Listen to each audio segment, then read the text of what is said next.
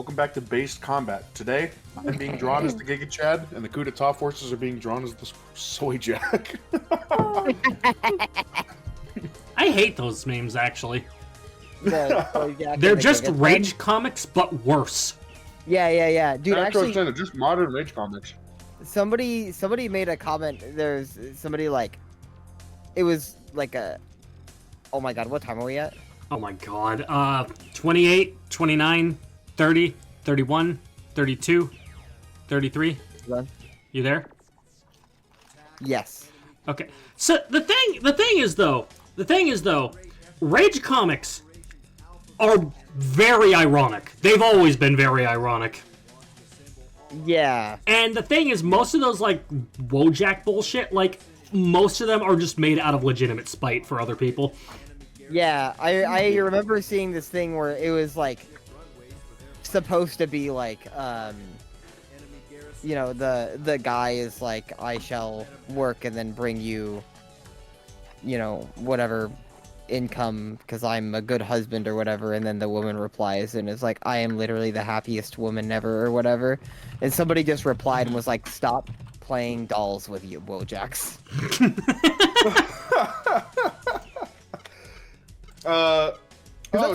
Last part. Yeah, sorry. Yeah, they do.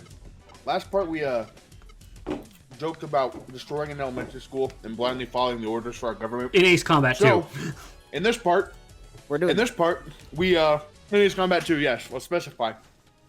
In Ace Combat 2, the video game for the PlayStation by Bandai Namco. Well, they're not Bandai Namco yet, they're just Namco. No, they haven't merged with Bandai yet. That's beside the point. Yeah, what isn't beside the point is, in this part, we are going to greatly follow the orders of our command. And, you know, when a coup d'etat takes over, or when a coup d'etat happens, oftentimes military forces are, you know, interspersed throughout multiple cities that you, oftentimes is preferred you recapture with minimal damage to the structural integrity of buildings and to basic general infrastructure. In this city, no. Your objective is to blow up the highways. So, yeah. Following the orders of our government, we are going to destroy the central highway system and retake the city. And then the government You said Central Highway, and also there's destruction, so it fits. Dude, it's like the Mega Man Gex start. Yeah, Mega Man Gex. Yeah, and if you don't do what your bosses tell you to, Rena will tell you that it's against orders, and you'll just freeze in place while your plane crashes into the ground because... Stop, I choked. I just saw a target and I was like, oh, I gotta blow it up to continue the path. Look, I didn't... that's for then. This is now. And now I'm going to blow up the highway. Yeah, there's going to be more about that during the Ace Combat 3 commentary. Yeah. Well, for now, leave my wife's name out your fucking mouth.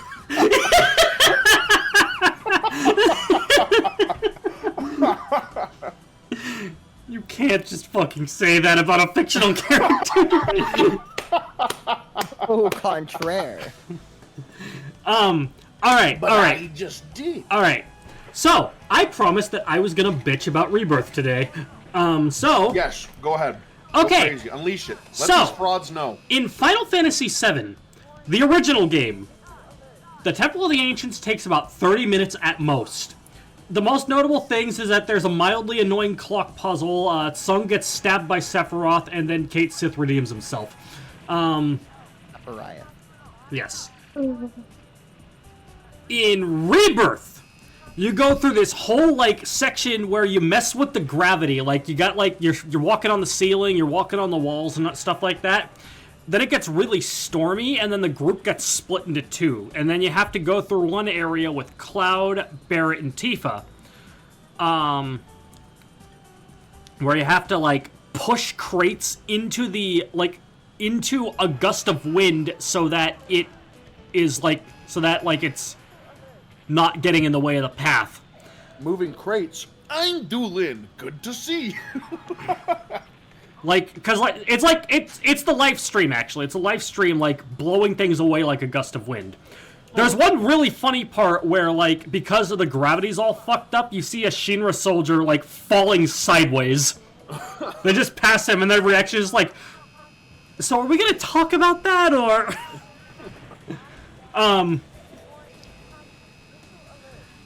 Like, as I mentioned before, the banter in Rebirth is very good. I like it a lot.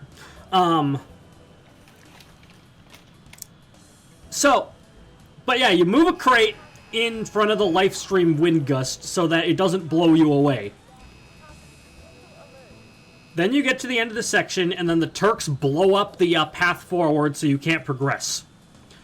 Now it is time to play as Aerith, Red, and Yuffie, where the whole thing involves Aerith, like, grabbing pieces of the Lifestream so that she can channel them into, like, these little things that will stabilize the ground, which is now moving all over the place because of the wind and whatnot. But the thing is, they don't give you an excess amount, so you really need to find every single one. Every single section where you can, like, channel these to fill up the Lifestream gauge. So, you know, you're wandering around because you found all but one of them. And then after that, after all that's done, you switch back to Cloud Barrett and Tifa because Aerith's stabilization stuff actually caused the path that was blown up to clear. And then there's more crate pushing. The push one, it isn't enough. Crate pusher. So now you go up and there's this another crate that's like stuck on top of a tower, and you have to fight a mini boss. To get the... And you have to knock the mini-boss into the tower so that it falls over and knocks the crate out of the way. Here's the thing. The mini-boss will only fall into it if you stagger it, which will not happen if you use the limit breaks, which I did not figure out until attempt 4. At this point, it was time for me to go to work. And it was only at this moment that I was thinking, damn, this is kind of taking a little while. And then I go to work, and then the next day, I get back to it. So, I get to the end of that section with, Cloud Barrett and Tifa, and they make you fight, Reno and Rude. And then you beat them, and then, back to Aerith, Red, and Yuffie with the fucking Lifestream channeling bullshit again. Just as strict as it was before, but now you have to do more of it. And, yeah, so that was get to the end of that, and you fight the other Turks, Elena and Sung. Then, Sung gets stabbed, and then everyone needs to go through a trial where they relive their traumatic backstories again. You have to go through each one by one. And then, you fight another boss. And then... you finally get to the end of it, they do the whole thing that happens in the actual game, and then the whole scene with Sephiroth after that takes, like, 15 minutes in of itself. They stretch it out way long. And by this moment, I'm just drained. So, if we're gonna give a comparison real quickly... oh, hey, Gabe landed. If we're gonna make a comparison here, okay? Like I said, the Temple of the Ancients in the original game took about 30 minutes at most. In Rebirth, it took 6 hours. Jesus. I don't think any section in any game should take more than 2. Or like in an RPG, should take more than 2 hours. Even 2 hours is pushing it to me. For a section? Yeah, for a single section. I think that's reasonable. Yeah, 6 fucking hours in a game that was already very much stretching itself out. And this is why Gabe sent me the picture of the pads. A lot of padding. We love go ahead. video games. Yeah. Video jimmies. Video jimmies. I really did not. So, I wanted to make a meme, but I couldn't find a template that would work for this. But like, basically, like I couldn't think of a template that would work for this. But I almost wanted to make a meme that was like me over 100 hours into Persona 3 Reload, and I'm looking super engaged. It's like me 30 hours into FF7 Rebirth, and I'm bored out of my mind. That's the comparison to make there. Pretty good. pretty Is solid the 2-hour description. max limit for you kind of so that you can get a section over within one gameplay session? That's part of it. It's also just the fact that if it goes longer than that, then then that's the point where I just get tired of seeing the same scenery after a while too. Yeah, fair. Mm-hmm. Yeah, you gotta be pretty invested. It's easy to lose interest in a game too, right? Like, yeah. No, the only reason I didn't put that down is because the cutscenes that actually were part of the plot and weren't just stupid ass filler, I genuinely found engaging. Like, except for the parts where it gets fucking weird and multiversy for absolutely no reason that wasn't in the original game either. Yep. Because at that point, it sounds like you're just being confusing for the sake of being confusing, and only recently did I make the link that that with maybe the exception of 14, which is something else entirely, I don't think Final Fantasy has been good since Sakaguchi left. Ooh. That is a solid take, which I would agree with. You would agree with that? I would. Yes. Okay. I would agree with that. why are you saying it like a problem? Let me be clear. Final Fantasy VII Rebirth was ass. And you know, I didn't hate the first part of the remake that much either. Yeah.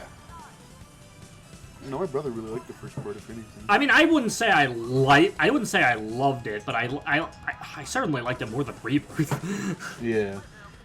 But hey, on the bright side, I actually played a PS5 exclusive. Yeah, look at that. There you go. The first one ever made. Oh my god. Did you know that FF7 Rebirth is the second best-selling PS5 game in Japan, but it's also the worst-selling mainline game in the series in Japan?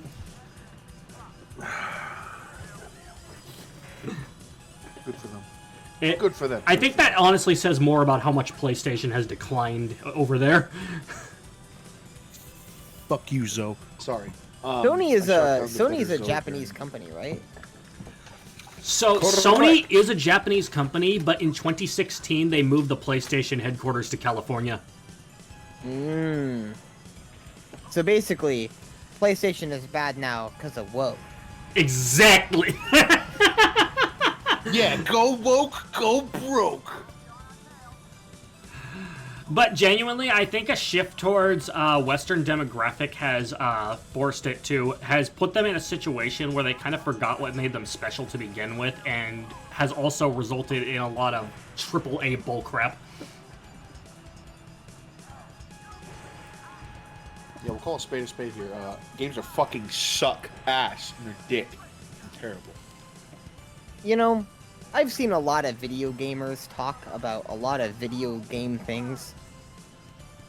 I've probably said this before on this show. I've said it a lot generally, but like there's this TikToker that I follow. TikTok user. Who TikTok user. TikToker. He talks about video game stuff, and like his thing is like he's got video game hot takes. But how often are they actually hot takes? Most of them are pretty fucking reasonable. But like he has to call them hot takes because like in terms of like the comment section that he's got, like they are hotter than usual. Or you know, like they do contradict, even though to me they're really reasonable. TikTok is like the video version, is like the video equivalent to Twitter, where the whole purpose is creating rage bait. Yeah, well, he does have pretty reasonable takes, but he does respond to like the dumbest comments possible.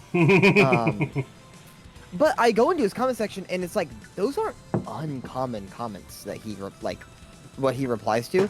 And like, here's the thing about gamers: national pastime in the gaming country is dooming. Doomerism is so rampant in video games. Yeah. People will be like a AAA game will come out.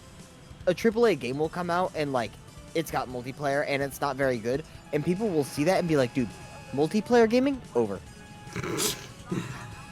And it's like, huh? How did you how did you get to that conclusion? And after a long time, like, I've seen the behavior of gamers and whatever, and I've honestly come to the conclusion of, like, anything bad that happens to gamers, like, they probably just deserved it. You know, I do feel like there has been a bit of a shift in the multiplayer game scene where, like, I mean, like, I feel like the shift to online has really changed how multiplayer games actually are perceived as well. Yeah. Yeah. Like, if you're following Nintendo, you're probably gonna still get a lot of the same kinds of multiplayer games you got, like, back on the Nintendo 64 and whatnot, but most companies are not an example of that. Like, it's either like as far as I'm aware, it's either competitive fighting games or it's like the online battle royale type stuff these days. Yeah, that's kind of. Or I mean, I guess there's still plenty of co-op stuff as well. Yeah, co-op is kind of, you know, like Helldivers is like a co-op. I blew up the White House in Ace Combat. Game. In Ace Combat. In Ace Combat. I have to be clear. I blew up the White House in Ace Combat. Okay. And since yeah, this has been, I think also just a bunch of like meta chasers too. Like, oh, we gotta find the most meta way to do this. Like, has ruined a lot of stuff too. Also, since this episode has mostly been a very like technical game discussy one, we are contractually obligated to remind you that Carrie is also here. I'm here. I'm tired, but I'm here. I had one more thing that wait, no. Oh, I remembered. This gets me about Dungeons and Dragons. Because with Baldur's Gate coming out recently, it was a while ago, but you know, sort of recent. I'd still say it's a vaguely new game.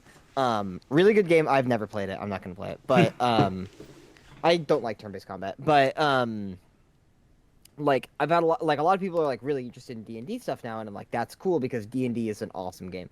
But the thing that just like gets me, and maybe it's just like the specific way that my group plays D&D. I was on a random Discord and I was talking about D&D stuff, and I was like, oh yeah, and I did a druid and I did this. And when I make D&D characters, I follow one rule of cool. If it's sick, I do it. Let's go. I make dog shit characters stats wise and like combo wise because I'm like, I just want my character to be fucking cool. And then my DM is like, yeah, the story's more important, so I'm gonna make sure that like you can actually like your character can actually participate in this because he's a good DM. And I was like, oh yeah, like I did this thing and that was cool. And then everybody in the channel like immediately was like, oh no, you should actually pair it with this ability, like this feat and this spell, because like it's gonna be better in terms of damage output. And I was like, I could not give a single fuck. Isn't using your imagination like the main point of D&D? Yeah, and like, you know, if you really want to be like a power gamer and be like, I want to maximize like damage output, and that's like how you want to play D&D, there's no wrong way to play D&D. But I'm gonna say that's a dumb way to play D&D.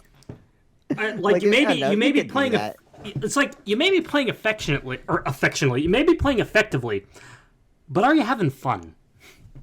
Some people think it's fun. I don't know, but it's just like, you know, like they were all like, "Oh, why would you even do that? Like, you should just use this combo instead." And I'm like, "No, that's not why. It's not why I do that." Next time we'll smash some games, we find out why we do that. Oh, true.